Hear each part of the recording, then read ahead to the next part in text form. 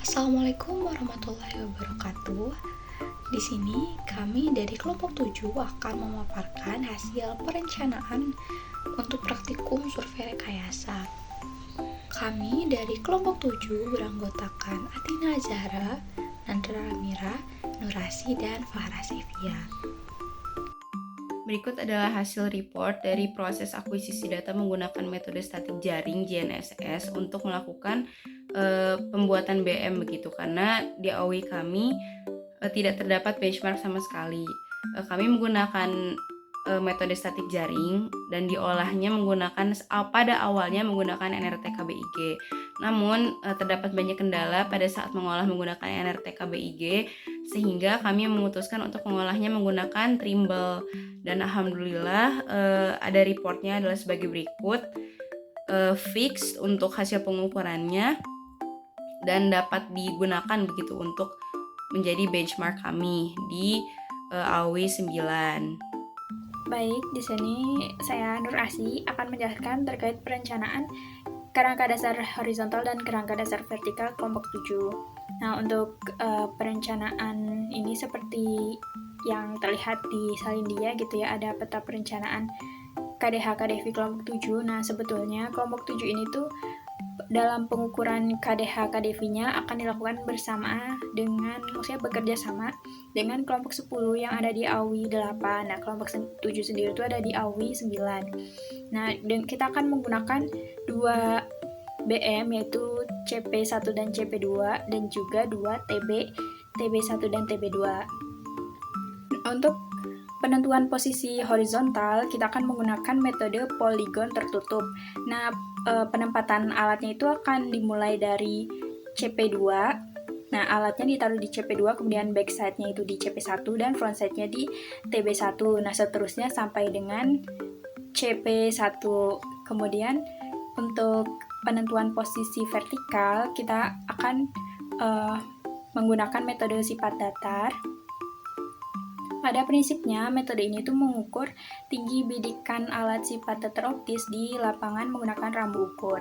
Nah, kita kemungkinan akan ada slack yaitu di CP2 dan TB1, kemudian di TB1 dan juga TB2. Nah, karena di situ tuh beda tingginya sangat-sangat jelas sekali gitu ya. Nah, untuk mengurangi noise juga, untuk meminimalisir kesalahan dan juga untuk mempermudah kita dalam pengukuran, kemungkinan kita akan ada slack di beda tinggi tersebut. Nah, baiklah, untuk salin dia selanjutnya itu ada formulir pengukuran KDH KDV, di mana untuk formulir KDH itu kita kan mengukur azimutnya juga ya, dan juga mengukur sudut dalamnya. Kemudian kita akan menemukan sudut dalam yang terkoreksi dan juga sudut jurusan, dan pada akhirnya kita akan menemukan koordinatnya. Sedangkan di formulir KDV, kita dalam pengukuran kita akan mencatat bacaan muka dan bacaan belakangnya, itu baik benang tengah, benang atas, dan benang bawah. Kemudian kita akan menghitung jaraknya dan juga menghitung beda tingginya gitu.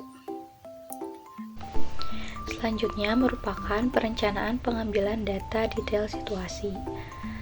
Dalam perencanaan ini kami merencanakan untuk berdiri alat atau OCC di TB02 dengan backside di CP02. Untuk pengkodeannya sendiri ada jalan dengan kode JL, trotoar dengan kode TR, irigasi dengan kode IG, lahan parkir dengan kode LP, lalu ada pohon dengan kode PH, taman dengan kode TM, dan kemudian bangunan dengan kode BG.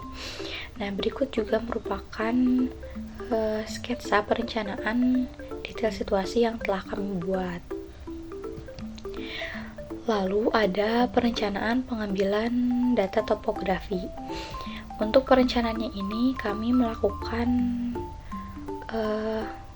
pembuatan grid dengan interval 5 meter menggunakan AutoCAD.